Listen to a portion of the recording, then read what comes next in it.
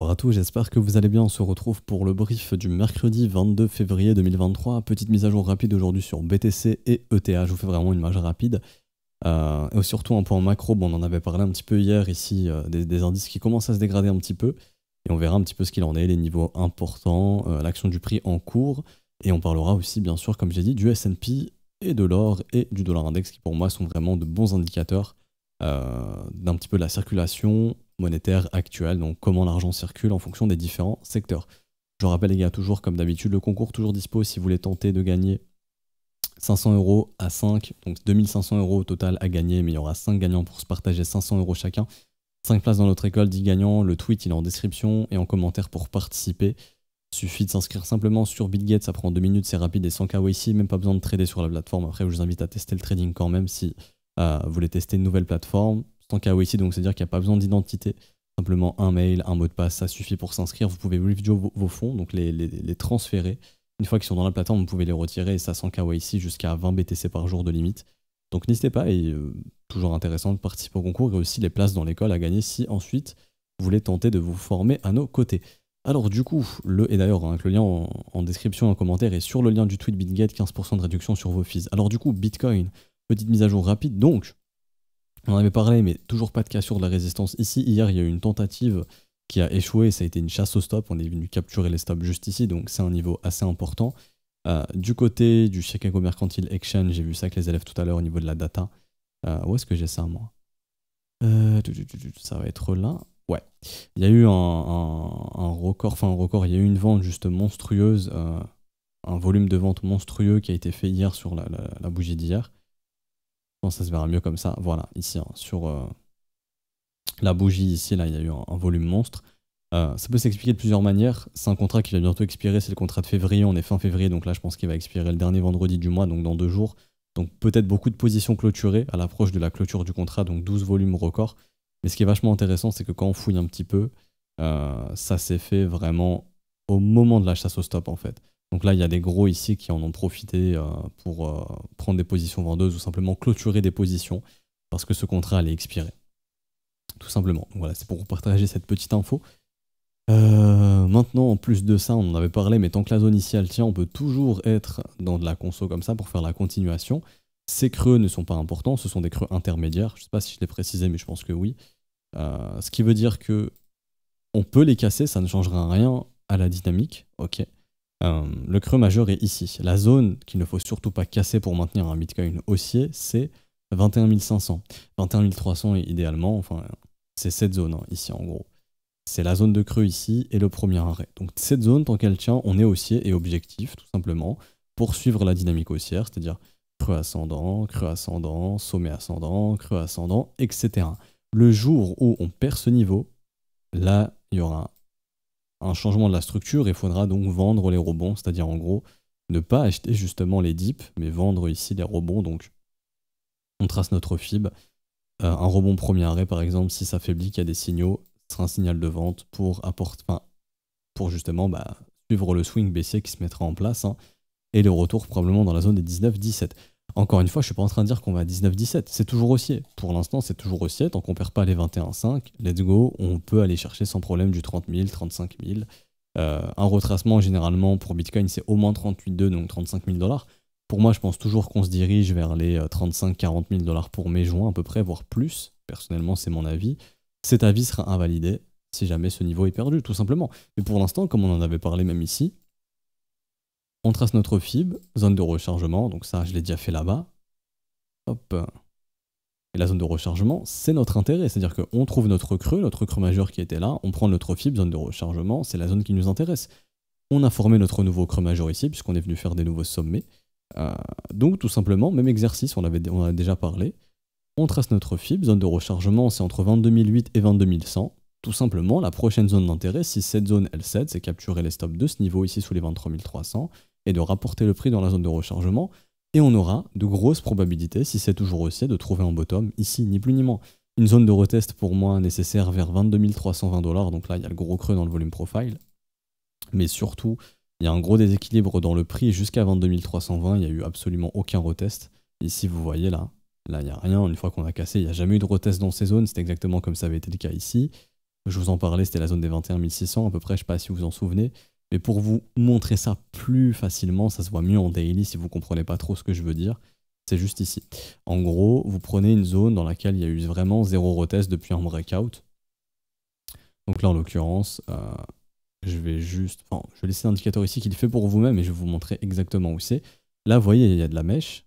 Et en fait, on prend du corps de chandelle qui a eu aucun retest, ni mèche, ni rien. Et là, on voit que la zone, elle est claire, c'est tout ça. Ok. Donc là, je vais vous mettre mon template, imbalance. Et tout simplement, hop, ça, c'est une zone à revenir chercher. C'est exactement la même zone qu'on avait vue ensemble. Vous voyez, je l'ai laissé ici. La zone des 21,6, 22,2 qu'on est venu combler, le marché s'est repris. Là, c'est pareil, c'est jusqu'à peu près 22 300 $. Ce serait pour combler ce gros déséquilibre qu'on a laissé ici. Et on serait toujours haussier, ça ne changerait rien ici. Ok, pour aller chercher de nouveaux plus haut par la suite. Je le dis, je le répète, l'invalidation, c'est là. On perd ce niveau, là, il y a une claire invalidation, et là, on rentrera probablement dans cette dynamique. Est-ce qu'on l'a fait? Non, donc en termes de probabilité, si ce creux ne tient pas, c'est un creux intermédiaire, je le rappelle, puisque ce creux ne casse aucun sommet. Le creux majeur est ici, et le précédent creux majeur était là. Donc objectif, tant qu'on est haussier, faire quelque chose comme ça, et faire de nouveau plus haut derrière, ok. Pas grand chose d'autre à dire ici sur la dynamique daily. Au niveau des zones d'intérêt, moi perso j'ai ici aussi 21 100, mais bon, quoi qu'il en soit, la zone d'intérêt c'est 22,8, 22 100 à peu près. Si on perd bien sûr la zone ici des 23 300 $, elle peut très bien tenir.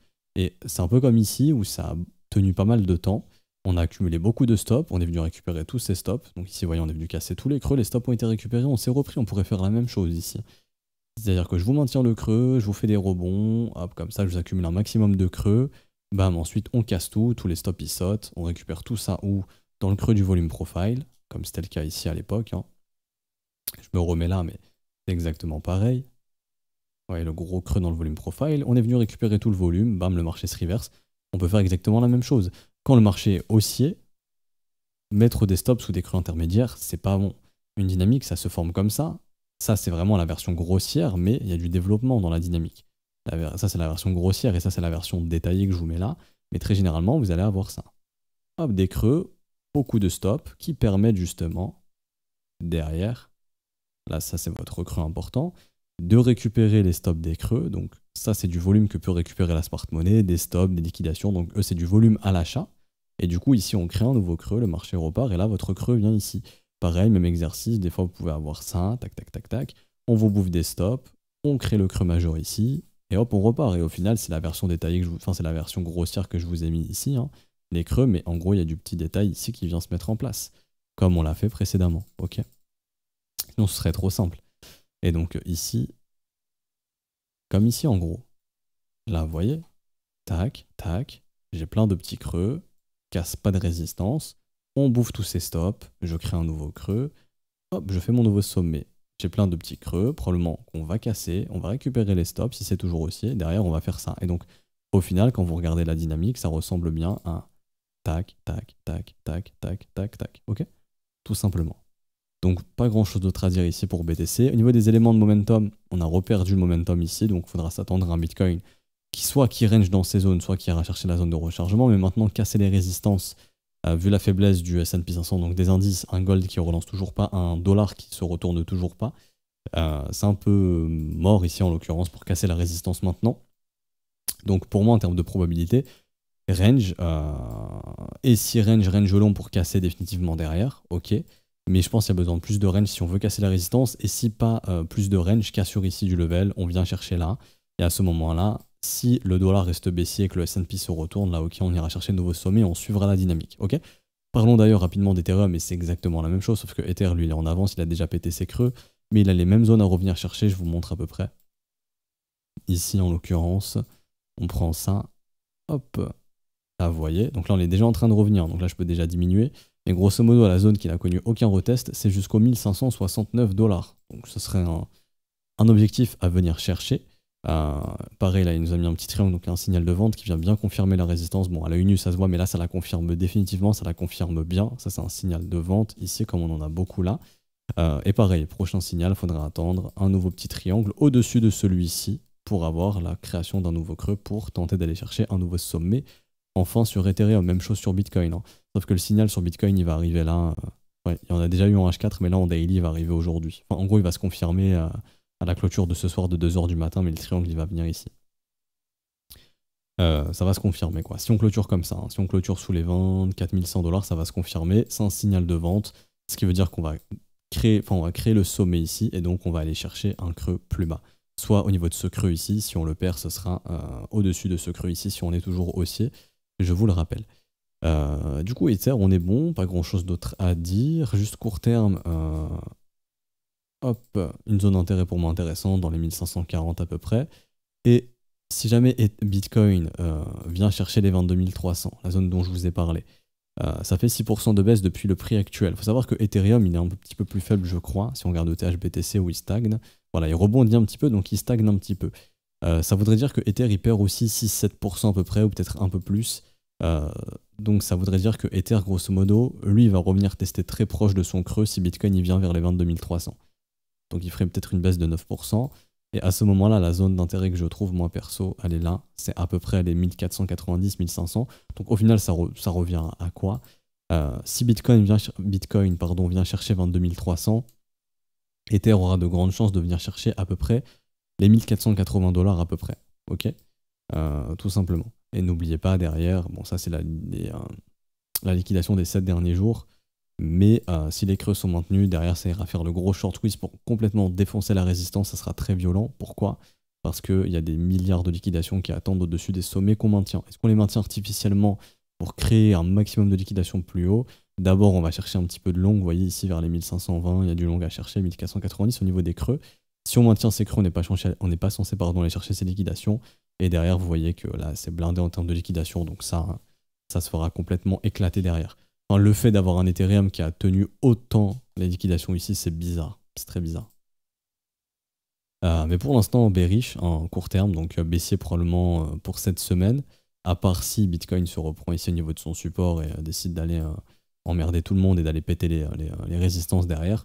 Ce qui est peu probable au vu des éléments de momentum qui ont été perdus. Donc maintenant, c'est plutôt avantage pour les vendeurs court terme, moyen terme, enfin court terme plutôt. C'est-à-dire pour cette fin de mois de février, avec probablement des retests, des zones de rechargement des creux précédents, et la même chose pour Ether, sauf que Ether, lui, vu qu'il est un petit peu plus faible, plutôt un retest de cette zone ici, qui devrait être maintenue si on est haussier pour aller faire derrière enfin de la cassure de résistance. Mais je pense qu'il y a beaucoup de gens qui ont acheté sous résistance avec levier, je pense qu'il y a beaucoup de gens qui sont all-in sous résistance, qui se sont dit bon, je all-in Ether ou je all-in Bitcoin, et je pense que ces moves baissiers vont les faire sortir. Là, ça se voit un petit peu au niveau des open interest, mais sous résistance, vous voyez, l'open interest est pas mal monté. Ça veut pas dire que hausse de long. Je vois beaucoup cette erreur, et c'est même une erreur que j'ai pu faire par le passé à avoir trop ce raccourci de pensée. Mais ce qu'il faut bien se dire, c'est que quand l'open interest monte, enfin le funding est un bon indicateur, mais quand l'open interest monte, c'est qu'il y a des ouvertures de long et de short, et pas que du long. Hein. S'il y a un mec qui ouvre un long et que l'open interest il monte, c'est qu'en face il y a quelqu'un qui a short, sinon l'open interest il monte pas, il stagne. C'est ce qu'il faut bien se dire, ok? Si vous ouvrez un long et que l'open interest il monte pas, c'est qu'en face vous avez clôturé un autre long ou vous avez clôturé un autre long, tout simplement. Ok. Par contre, si l'open interest il monte, c'est qu'en face il y a un mec qui a ouvert son short, tout simplement. Et les contrats dérivés, les contrats perp, c'est ça. Hein. Vous proposez de la vente à découvert et vous proposez de l'achat, tout simplement. Donc quelqu'un qui short et quelqu'un qui long, les deux qui se rencontrent, ça fait 1 plus 1 égale 2, 1 moins 1. Donc plus 1 moins 1 égale 0, donc plus 1 long moins 1 long égale 0, donc l'open interest il bouge pas. Donc ici, ce qu'on sait, c'est qu'il y a eu beaucoup d'ouverture de position, et après, il faut voir où est le prix. Ok, tout simplement, la hausse d'open interest, elle a eu lieu dans toute cette phase. Du coup, c'était cette zone de prix. Actuellement, il faut se dire que tous les mecs qui ont shorté ici sont safe, mais n'oubliez pas qu'on a leurs liquidations qui sont du coup ici. Ok, et tous les mecs qui ont long, dans ces zones de prix, leurs stops sont sous ces creux ici. On est déjà en train de venir taper. Et du coup, si vous calculez les liquidations rapidement, petite astuce, on prend la moitié de la box, 10% de baisse, ça liquide tous les x10 en levier, donc ça nous fait pas casser le creux ici. Si vous prenez les leviers x20, c'est 5% de variation à peu près. Si vous prenez les leviers x50, ils sont déjà liquidés, les leviers x100 sont déjà liquidés. Et par exemple, si on prend les leviers x30, parce qu'il y a des gens qui vont trader en x30, c'est à peu près 3-4% de variation, donc eux sont déjà liquidés. Donc là, par exemple, si tu as pris un long en levier x10, il y a de grandes chances que tu te fasses liquider si tu as long sous la résistance, si t'es pas en cross margin, parce que le prix va probablement revenir chercher ses creux pour liquider ces gens qui sont venus se positionner. Ok, même sur Bitcoin. Ici, on regarde un petit peu. Il y a eu des hausses d'open interest également. Dans quelle zone? Parce que ça, c'est le raccourci qu'il faut vraiment pas faire. Il faut vraiment voir comment se comporte le prix. Donc là, la hausse d'open interest, on voit que ça s'est vraiment mis à FOMO à l'approche des résistances ici. Là, beaucoup de hausse d'open interest, donc beaucoup d'ouverture de long et de short, mais qui est bloqué?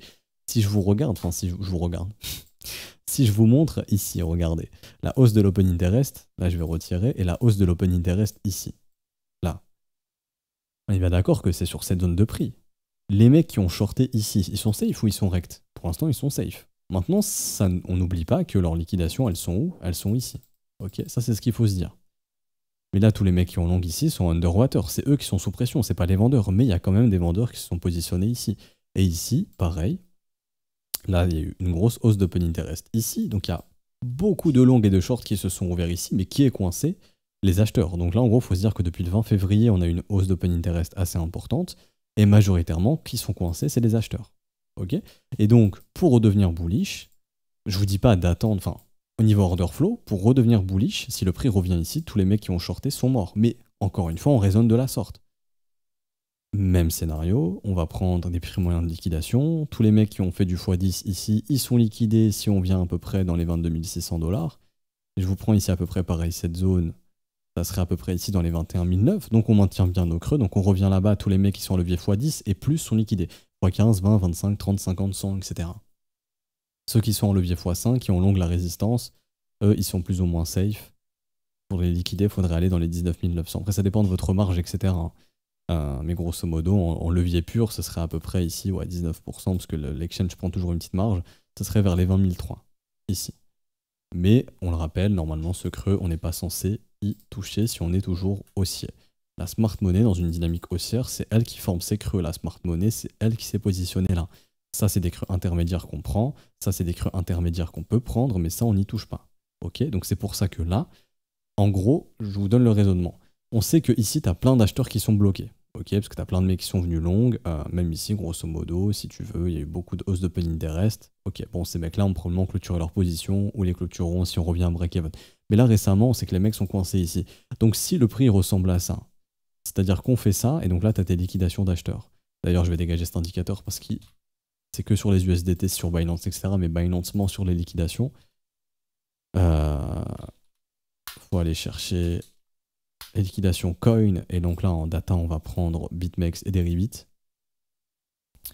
Qui eux ne mentent pas. Enfin, BitMEX, en tout cas, j'en suis sûr. Après, Deribit, je sais pas. C'est pour ça que BitMEX, c'est encore un bon indicateur en termes de liquidation. Je peux ajouter Deribit. Je vais juste custom les couleurs pour qu'on voit bien sur la vidéo. Hop, comme ceci. Hop. Donc là, vous voyez, on commence à avoir des petites liquidations longues. Ici, bon, il y a eu des grosses liquidations short ici, même ici également, par exemple, là, sur les tops. Donc ça, ces liquidations ont été vendues, ont été absorbées. Mais là, par exemple, c'est pas encore trop ça niveau liquidation. Je vais juste retirer Yobi, juste retirer Deribit parce que je sais pas s'ils sont fiables ou pas. Je vais laisser que BitMEX, enfin, je vais les remettre, j'ai l'impression que ça reste fiable quand même. Là, pour l'instant, on voyait en termes de liquidation, certes, il y a des pics, mais c'est pas encore trop ça. C'est pas encore trop ça. On peut s'attendre à plus de pics. Par exemple, sur ce move baissier ici, vous voyez, là, il y a eu des pics assez importants. Vous voyez, il y a eu pas mal de liquidations ici, lorsqu'on est venu péter tous les stops. Là, il y a eu pas mal de liquidations. Donc pareil, les mecs qui avaient long les tops, on les a sortis ici. Et une fois qu'on revient là, qui est sous pression? C'est les vendeurs. Ok? Bah là, c'est la même chose. C'est-à-dire que si le prix vient là, qui maintient le creux, et que derrière, il y a beaucoup de liquidations longues ici qui pop, et que le prix remonte, les acheteurs d'ici sont liquidés, on revient là, il reste qui? Bah, les vendeurs qui ont short. Et à ce moment-là, ça, c'est des mecs qu'on peut liquider et qu'on peut liquider, on pourra aller chercher de nouveaux sommets. Vous comprenez un petit peu ce que je veux dire? Là, à l'instant T, on a bloqué beaucoup d'acheteurs sous résistance. C'est bearish là pour l'instant. Tant qu'on ne regagne pas ces prix-là, c'est baissier, ok? Parce que là, il y a beaucoup de mecs qui sont bloqués, qui vont tout faire pour vendre. Et si tu veux récupérer ce volume, il ne faut pas les laisser débloquer. C'est-à-dire que le prix, en fait, ici, il ne doit pas faire de rebond. Et là, c'est ce qu'on a actuellement. Le prix fait des rebonds très faibles. Pourquoi? Parce qu'il ne faut pas laisser les acheteurs sortir. On veut récupérer leur volume. Moi, je suis une smart money, je suis une whale, j'ai besoin, par exemple, je sais pas, de filer 150 millions de dollars. Je ne vais pas le faire ici. Les gens se sont positionnés ici. Je vais le faire où? Au niveau des liquidations. Et c'est pour ça que les imbalances sont d'excellentes zones. Et ça correspond au creux dans le volume profile, justement, pour récupérer tous les prix qui ont déjà été traités, tous les stops des prix qui ont déjà été traités. Ici, c'est la zone de creux. C'est ici que la smart money, si elle veut se repositionner, qu'elle le fera. Tout comme on avait identifié que c'était ici, si la smart money voulait se positionner, qu'elle le refera. Au-dessus du creux précédent, dans la zone de rechargement et dans les zones d'imbalance. Ok, même exercice. Le creux, tac, zone de rechargement. Ici, les imbalances, c'est là que la smart money peut récupérer du volume. Et derrière, c'est pour ça que nous, sur l'indicateur, on attend un petit signal haussier. Une fois qu'on a notre signal haussier, on me demande beaucoup, mais l'indicateur, il est dispo exclusivement dans l'école. Une fois qu'on a le signal, on sait qu'on peut se positionner. On a notre invalidation sous le creux majeur. Et derrière, si on fait un nouveau sommet, on a des objectifs de profit au-dessus des nouveaux sommets, tout simplement. Et c'est comme cela que vous allez trader la dynamique. On se positionne pas. Enfin, après, encore une fois, ça dépend. Quelqu'un qui fait du scalping ou qui fait un trade dans la journée, s'il y a un rebond à prendre, il va le prendre. Mais si vous êtes dans une optique de swing, de vous positionner pour le prochain mouvement daily, là je suis bien en daily, donc je parle de swing, je parle pas de day trading. Je vais pas prendre une position daily pour avoir un trade et le clôturer 2 heures après. Non, si je fais du day trading, je vais me mettre en 1 heure ou en 15 minutes.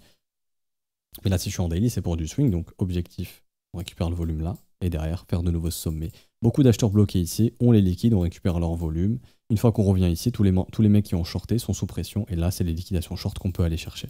Ok, voilà, donc à mon humble avis, je pense personnellement qu'on va venir combler l'imbalance, qu'on va bouffer les creux, qu'il y aura beaucoup de gens qui vont jeter dans le short en pensant que c'est le moment de tout vendre, etc.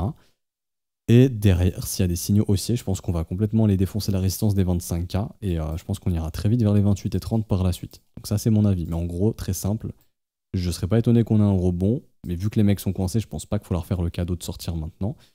Si c'est le cas, on va accumuler le plus d'acheteurs possible. C'est des creux bidons, on va les péter comme ça a été fait le cas et comme ça a été ici. On va récupérer tout le volume dans l'imbalance ici. Donc j'irai vers les 22 003, peut-être légèrement plus bas, mais on n'ira pas casser cette zone si on est toujours bullish. Ok. Et derrière, on ira squeeze les vendeurs qui auront shorté tout ça. Comme ça a été le cas ici où il y a eu ce big squeeze, parce qu'une fois que tu as pris les acheteurs, tous les mecs sont jetés dans le short, boum, on les squeeze. Ok. Donc voilà, je voulais parler de tout ça. Je voulais parler de AVAX aujourd'hui. Hop. Ça, c'est un asset qu'un élève avait demandé. Donc, on parlera de AVAX demain, désolé, mais bon, je vois que j'ai beaucoup expliqué beaucoup de choses aujourd'hui, sinon le pire, il a duré 30 ans. Du coup, voilà, je voulais vous parler de ça. C'est exactement le même raisonnement sur Ethereum. Vous voyez qu'Ether, il est déjà parti sous les stops. Vu que Ether est un peu plus faible, si Bitcoin perd 7%, je pense que Ether va en perdre 10 à peu près. Donc là, au prix actuel, ça le refait revenir parfaitement au niveau de son creux. Donc, je pense que lui s'arrêtera là, très probablement. Mais du coup, au niveau de son premier arrêt à nouveau, pas grand chose d'autre à dire, sincèrement. Et on fait le point macro pour finir. Donc le S&P qui a formé ses structures en M-top, ça c'est pas du tout bullish. Hein. Quand il y a un marché qui commence à dessiner ça, c'est pas du tout haussier. Le creux majeur important, il est ici à 3900 points. Techniquement, il y a la possibilité de toujours poursuivre la dynamique haussière. Creux, creux, sommet, creux ascendant, on poursuit. Ok. Là, ces creux ici sont pas très pertinents. Le vrai creux qui a permis d'aller refaire des vrais breakouts avec un vrai dip et pas simplement une petite bougie baissière, c'est ici. Pour ça que ce creux est là. Donc, tant que le S&P passe pas sous 3900, il y a toujours comme Bitcoin. En gros, c'est comme Bitcoin. Les 3900 points, ça correspond à peu près aux 21 500 du BTC. Tant que le S&P maintient 3009, il y aura toujours la possibilité de faire ça derrière. Et pareil, de squeeze tous les mecs qui sont jetés dans le short. Ici, avec tous ces creux qui servent à rien, on récupère du volume. Le creux majeur qui était là, toujours, hein, c'est exactement le même exercice. Mais pareil, et je vous le dis, mais une dynamique, ça change pas. C'est creux, sommet, ascendant, sauf qu'on va vous faire des petits creux intermédiaires qui servent à rien, qui déclenchent pas de breakout, pour apporter du volume que la smart money peut récupérer pour pousser le marché plus bas. Donc là, en l'occurrence, le dernier creux, enfin ici, hein, le creux qui a permis de faire un sommet ici, c'est là. Il y a quand même ce creux que je trouve assez pertinent. Je pense que le prix peut se maintenir ici. Maintenant, la dynamique weekly cette fois-ci, là, le creux majeur en weekly, il est là. Ok. Donc, pareil, si c'est toujours haussier, tac, tac, ok. Mais grosso modo, là, il y a eu un setup de short qui a été proposé. Bon, l'indicateur, il a indiqué tellement de signaux vendeurs, un ici, un deuxième ici. Quand on enchaîne les signaux vendeurs au même endroit, c'est que ça commence à puer. Plus il y a de signaux vendeurs au même endroit, plus c'est puissant. Et tant qu'il n'y aura pas de signaux à l'achat, je pense pas qu'il faudra courir dans le S&P 500. D'autant plus que... Oups, je suis pas sur le bon template ici.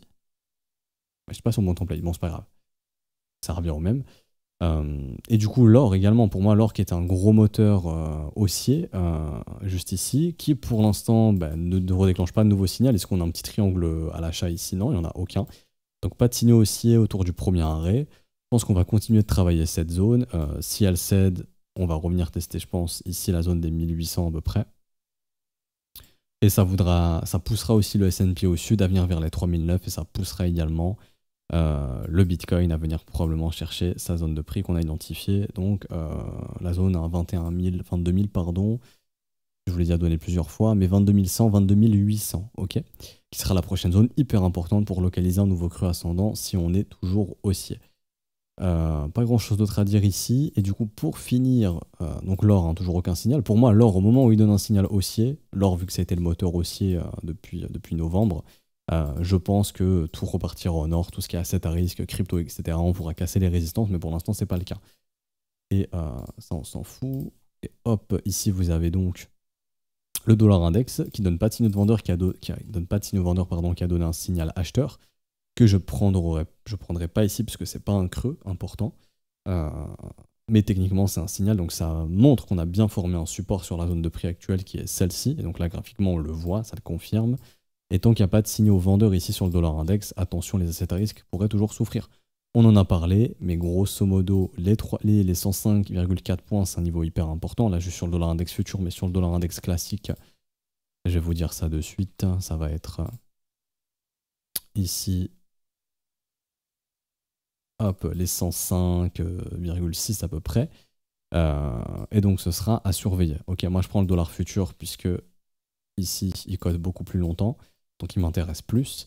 Si on casse les 105,6, aïe, attention, il y aura de grandes chances du coup que le S&P lui aille péter ce creux et que d'ailleurs on soit plutôt dans une dynamique qui ressemble à ça et le Bitcoin suivra. Possiblement, ok, il y a déjà eu des phases où le Bitcoin s'est décorrélé. Mais là, on va rester sur le fait où le Bitcoin se corrèle au mouvement baissier, même s'il s'y corrèle un petit peu moins. Le S&P est un peu plus faible que le Bitcoin ici. Et pour revenir là-dessus, si en revanche, si le dollar index n'arrive pas à casser ce sommet qui fait des signaux de retournement, là, il faudra s'attendre à une nouvelle attaque baissière. Et ça, l'or et les indices et les cryptos vont énormément apprécier. Mais pour l'instant, est-ce qu'il y a ce signal baissier? Non. Donc ça reste bearish dans la dynamique, donc on ne vient pas casser ce level. Ok, on peut très bien faire ça. En revanche, le jour où on pète ça, derrière, il y a de grandes chances de faire des creux ascendants et là de retracer plus. Ok, et d'avoir un dollar index qui irait peut-être pourquoi pas chercher les 108, 110 points. Donc là, ça ferait vraiment mal à l'or, aux indices et aux cryptos. Ok, donc on a tous les niveaux de validation, d'invalidation. Maintenant, il faut voir ce qui se valide, ce qui s'invalide. Est-ce que les indices vont maintenir leur niveau important et les cryptos également pour pouvoir poursuivre? Est-ce que le dollar va casser les niveaux et faire invalider les indices et les cryptos? C'est ce qu'on attend de voir, d'où justement plusieurs fois, j'en avais parlé également, remonter les stops quand c'est possible, sous des creux majeurs, pas nulle part, hein, pas remonter sur une halte un stop là parce qu'il se fera bouffer très probablement, ça ne sert pas à grand chose. Prendre des profits quand vous le pouvez, si vous êtes trop exposé, clôturer une partie des positions parce que ça ne sert à rien d'être trop exposé dans un environnement où on est sur des résistances très importantes et où oui c'est possible d'avoir des vrais reverses. Mais là quand vous regardez la dynamique daily, là c'est pas un marché baissier, qu'on soit bien d'accord. Ce mouvement est toujours haussier, il n'est pas bearish, ok? Ça peut s'inverser, on en a parlé des invalidations, etc., pour invalider ce marché. Donc on s'arrête ici pour aujourd'hui, j'espère que ça vous aura plu. Si c'est le cas, n'hésitez pas à laisser un petit pouce bleu, à vous abonner si ce n'est pas déjà fait, à nous rejoindre sur Discord, il y a le lien en description en commentaire. Également, je le rappelle, le concours toujours dispo, 2500 € à gagner, 10 gagnants, 5 places dans l'école, ça prend 2 minutes pour participer, lien en description et en commentaire. Également sur le Discord, vous pouvez rejoindre l'école, toutes les explications dans le salon. Bienvenue à ce stade du mois, c'est paiement exclusivement en crypto-monnaie, donc tout ce qui est BNB, Ethereum, USDT, USDC, BUSD. Vous avez toutes les modalités ici, avec les adresses, les réseaux, vous avez les montants ici. Une fois que c'est fait, vous avez juste envoyé le TXID au prof ou un message dans le Discord, dire j'ai procédé au paiement, est-ce qu'un professeur peut venir me contacter? On vous contacte direct. Et ensuite, vous nous envoyez le TXID et vous aurez votre rôle à l'école, enfin votre rôle élève, et vous aurez accès à l'école et tout son contenu dans l'immédiat, directement juste après. Ok, bonne journée à tous, on se retrouve donc demain, je pense, pour une prochaine update. Bonne journée ou vendredi. Ciao, ciao.